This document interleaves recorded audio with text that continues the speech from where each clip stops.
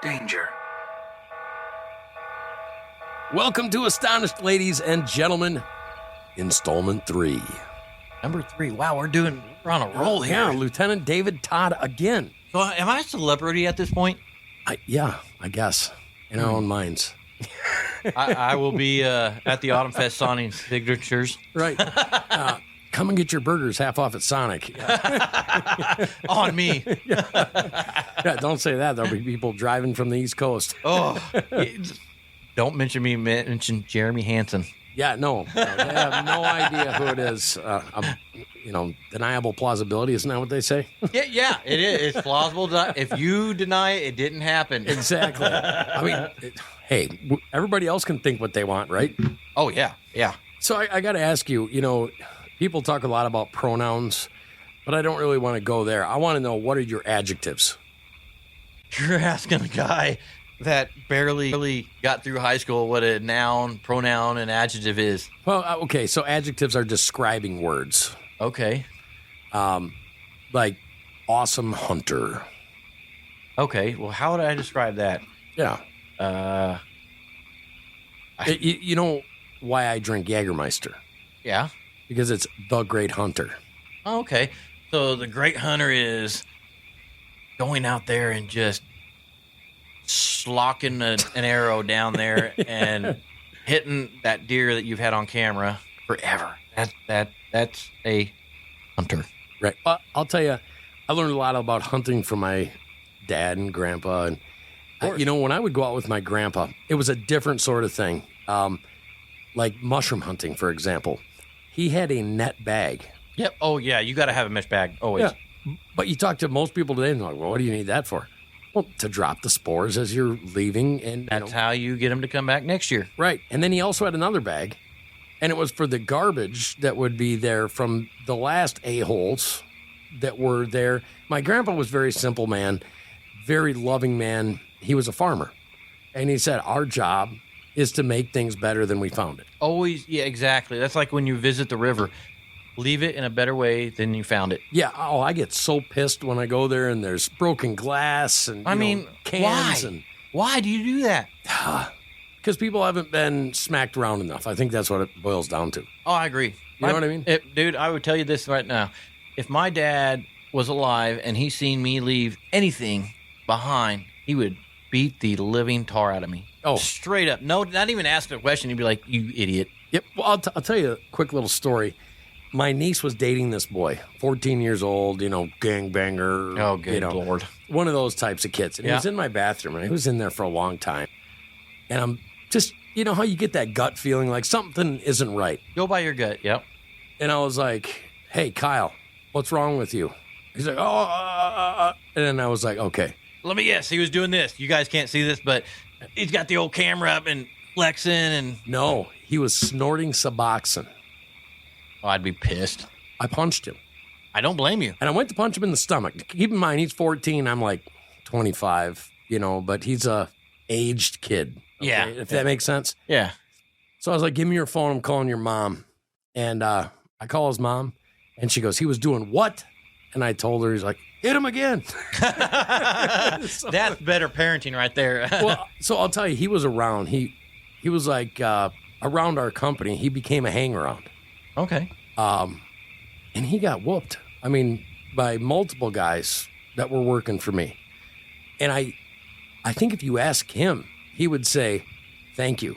Because today he's a hard worker. He has no time for drugs at all. He is probably one of the biggest hunters you've ever met in your life. He's on the straight and narrow. He's got a good job. He takes care of his wife and his kids. That's awesome. So, if you guys remember in episode 1, we talked a little bit about tough love. Yeah.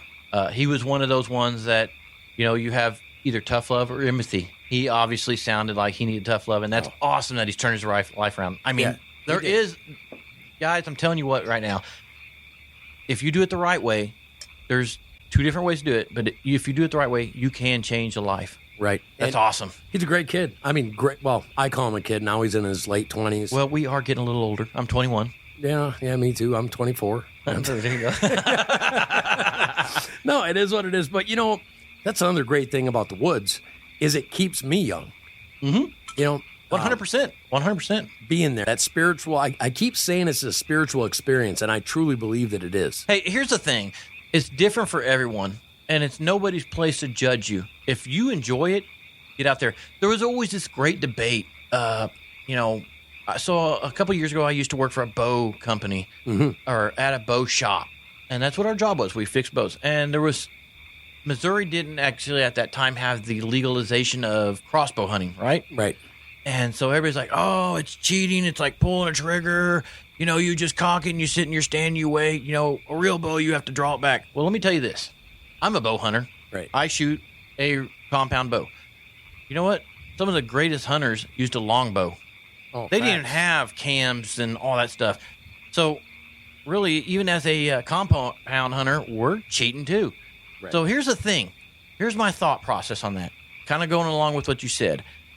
If you're out there enjoying the nature and you're able to harvest a deer, who cares how you do it? As long as it's legal, right, and you're enjoying it and you have a memory, I don't care. It's how about many the different love. ways are there? How many what? You can spear them. Missouri, you can't spear them yet. Oh, you can't spear them. No, I wanted to so bad. Okay, what is the other thing? Atlas. The Attila. Attila. I think it's Attila, yeah. So what that is, it's not quite a spear. It's kind of, so I've not done it, but it's like a stick with a string and a spear. Yeah, it's kind of like reverse, what is that called? I went brain fart. Oh, your regular bow. No, not a bow. As kids, we grew up with them. Rubber Slingshot. band. Slingshot. It's a reverse slingshot, yes. Right. That's kind of. With a lot more skill. Yeah, it takes a lot of skill. So that is Atalan? Atalan, yes. Atalan. Sorry, guys, if I messed that up. I've never done it yet. Well, I watched a guy do it, and I've watched guys pig hunt with him. Yeah. Well, did you know that the first one in Missouri that was done by a kid? Really? Yeah. The first Attila done and legally taken was by a younger man. No, I did not know that. Yeah. He practiced and practiced and practiced, and finally he did it. I think he killed a doe, if I do believe it was within 10 yards. Wow. I mean, that's close, man. That's getting personal. You got to be that close. Oh, yeah. It's kind of like a spear. A spear, you're usually within 10 yards. You're not going to do a 30 or 40-yard shot. You're up and close to that animal. Right. Well, I mean, I think that actually came from the natives. Yes. From this area. Yeah. And so I think that's why Missouri kind of allowed it, because it was a natural thing that we did before all this stuff came up. What is the name of the Indians? They mispronounced it. It's the from this area. Why would you have to ask me that? Osage?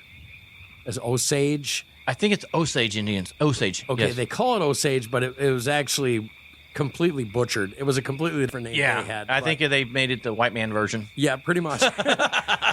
But what people don't know is, to this day, they're still the largest species of human to ever live on planet Earth. Yeah, there was a nation. Yeah, I think it was 6'8" was the average height. That's a big boy. Oh, that's huge. I got an aunt that's 6'6", and 6'8" is. Yeah, huge. Yeah. So, I mean, if they're using an Atalan, or I got to look this up. Okay? Yeah, let's get the proper pronunciation, it guys. It doesn't sound like I'm saying it. Because they're all like, they're talking about hunting and they can't even pronunciate, right? Yeah. Look, guys, I'm a compound hunter. It is what it is. I would love to spear hunt, but, Missouri doesn't allow it just yet. So let's get this correct. Let's go with the proper name here. Let's see here. How do you Google that? Like Google, I can't pronounce it. Atlatl. Okay, it's the Atlatl. Yeah. So there you go, everybody. We're correct now, and we're good to go. Sorry. I watched a guy. Actually, Mountain Grove is going to be having their big festival here. Yeah, this weekend. Yeah. Last year, there was a guy with an Atlatl on the side showing people how to do it. And he's like, do you want to try that? And I was like, you look good doing it, man. I wouldn't. I'd be, throwing a spear over the building. Well, and the way they do it, it's not just throwing a spear. So, it's one thing to grab a spear in your hand and be able to control it. You're throwing it with a mechanism, right? And it takes a lot of technique. You got to understand that tool, right, that you're using. So it's like a stick, a string, and a saddle. Yeah, with it. Just imagine the hours this guy spent practicing before he really got good at it. I mean, let's think about that. Yeah, it may have taken him a year of just throwing and dedication. It's the kind of same thing like a guy like me who bow hunts. We put hours and hours and hours to get good at what we do. So this guy you have to give him all the respect in the world. Right. I mean, to be able to do what he does is amazing. I can't do it, and I'm a good bow hunter, but there's no way you could put an atlatl, as we pronunciate, right, and put it in my hands. I guarantee I'm going to miss the target. If I hit the target, it's going to be on the edge. I'm not getting the kill shot. I'll tell you this. I mean, I grew up in a different time, obviously, because there's going to be people whining and complaining. But at 7 years old, I was in the woods by myself with a Benjamin air rifle. Now, have you ever been around a Benjamin air rifle? I'm not going to call you out, but you're old. Yeah, well, it is what it is. It was a 177 caliber Benjamin air rifle. Oh, did you know that's actually legal now? Really? Yeah. I You can air rifle hunt now. I think it started like 2 years ago, but yeah. Well, that could do it because the test showed that it was a stronger shot than a 22 short at that time. I don't even think they make 22 shorts anymore. Yeah, they do. Really? Yep. I'm not going to say why I know that, but I do know that. Well, I have some at my house. I do too. I got a couple. They're not illegal, everybody. They are legal to have. Well, they're just great for being quiet. Yeah, they go. That's it. Did you guys hear that? Yeah. Well, so at the age of 12, I would say I would have put myself up at 75 yards against anybody with their 22. Dude, that's actually pretty impressive. Yeah. With a 177? Yeah, but I was out there almost every day. You dedicated it. Yeah, shooting twigs, cans, occasional So let me ask you this. pigeon, We're talking about that. You're practicing. Do you remember us being a kid and practicing with the 22 and shooting branches? Where you'd actually... Does anybody still do that? I don't think so. I mean, as we get older, I think because of the age and the invention of YouTube, it's no longer good enough just to shoot an old twig that's breaking off and say, hey, I shot it. So I remember as a kid, now ammo prices was different. I understand that. And that's a different deal. But me and my brother Eric would go out and Dad didn't care. Go take out a box of 550 count. We'd take our 22s out and we'd have competitions of how fast can we shoot that little branch off. Even when we got in our late 20s, we remembered that. I think let's be honest, I think into our late 30s, before the ammo price hike, we would go to his house and we'd practice doing that. We just play. It was a game to us. Well, you could literally go and buy a bucket of CCI for $20. Oh, yeah. All day long. And what was that, 1,000 rounds? Yeah, 1,000 rounds. For $20, man. And you could go pick walnuts for that. And you were having fun. You was staying out of trouble. You was playing all day long. Kids was being kids. But I'll tell you something different back then. Every time I took a shot, I knew what was beyond where I was shooting. Oh, yeah. Because it was drilled into me. Oh, my dad would yell at me. Think about where that bullet's going to go afterwards. Right. And we didn't want to take the chance. I mean, somebody else is risking somebody else's livelihood. Maybe it was their animals, livestock. Yeah. We thought about it. And I don't know if there's the same sort of respect today. I think it is different today. Yeah. I'm talking in general. I mean, obviously we have kids that are, hey, they're really good in the woods. But, there's such a stigma against hunting, against rifles, against pistols. There's a stigma now instead of a respect. Yeah, I would agree with that. The respect's not the same as it was as you and I when we grew up. I mean, that's being honest. There's not the same. The way we grew up is entirely different now. And it is our responsibility as adults now to try to pass it along. Question is what we did being truly passed along by the majority instead of just the few? Right. I mean, I feel I am like that, and I feel that you're being like that, but how many of those people who are growing up now are they so busy in their lifestyles that they've changed how we're doing things? Our lives now are so fast-paced. And I can say that because I work 48 hours a week on the fire department, and I work another 30 hours on my construction job, but I still get out with my daughter. Right.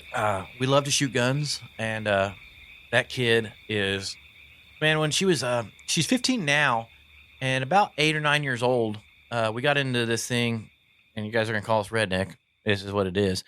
We got into coon hunting with a buddy of mine named Patrick Barnett, and my little turd fell in love with it. I mean, if you even mentioned it, Mom, we're going. It didn't matter if she had school the next day, 2 o'clock in the morning, we're out coon hunting. I'll never forget when she shot her first coon. So she'd really enjoyed it. She did. So she's like, Daddy, can I have a 22? I was like, okay, well, what do you want? And Riley's got me wrapped on the fingers.